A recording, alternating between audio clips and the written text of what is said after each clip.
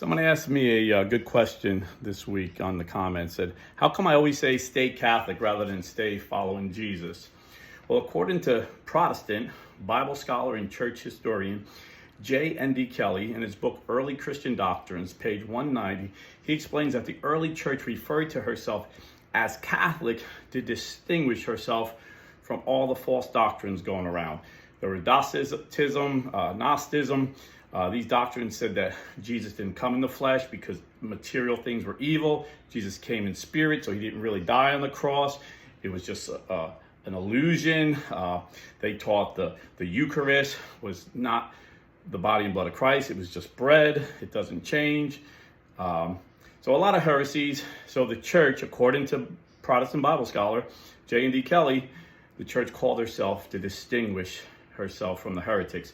And in fact, he said the earliest writings of this that we can authenticate were written by Saint Ignatius of Antioch in 108 AD. And he says he refers to the Catholic Church so nonchalant that it's obvious that they've used this church for decades at this point. This is 108 AD.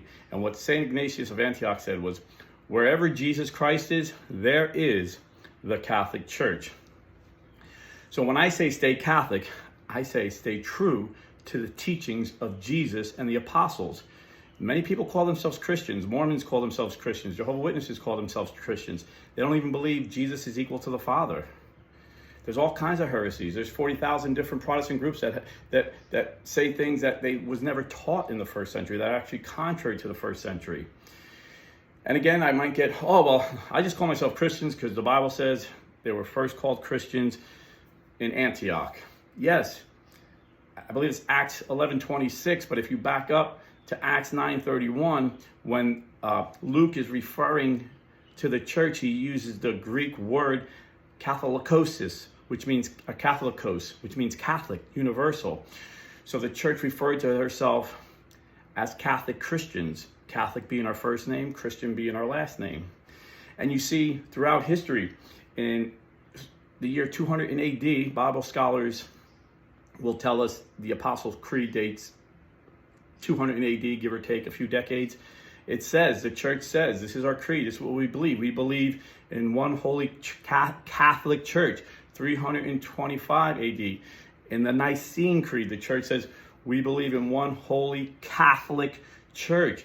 St. Augustine in 395 talked extensively about the Catholic Church. And he says the heretics wish they could call themselves Catholic, but when a stranger comes to town and asks, where's the Catholic Church? They wouldn't dare send them to their chapel. So the word Catholic always meant the church that Jesus started, and they kept the teachings of the apostles. And again, you say, well, I just want to call myself Christians. They call themselves Christians.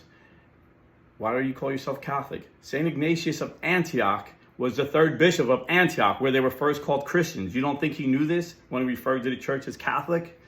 In fact, it was St. Ignatius of Antioch who tells us who coined the phrase Christian. He says that it was St. Evodius, the second bishop in Antioch, that actually coined that phrase. He was alive during Acts. He was the guy in Acts that coined that phrase, Christians. This is why they first started being called Christians. So true Christians that follow the teachings of Christ and the apostles have always been called Catholic Christians. And even today, the Catholic Christians are the ones that keep the faith of the apostles and Jesus. Not one doctrine has been changed in 2,000 years. Not one moral teaching has been changed either. You know, today, there's a lot of Protestant churches that are teaching homosexuality is okay. There's a lot of Protestant churches that are ordaining women. There's even Protestants that are saying it's okay to have abortion. N.T. Wright, one of the most popular Protestant scholars, recently said this week that he agrees with abortion in certain circumstances. And the one heresy that all churches, other than the Catholic Church, teaches now is artificial birth control is okay. Every Protestant church thought that was a sin up until the 1960s.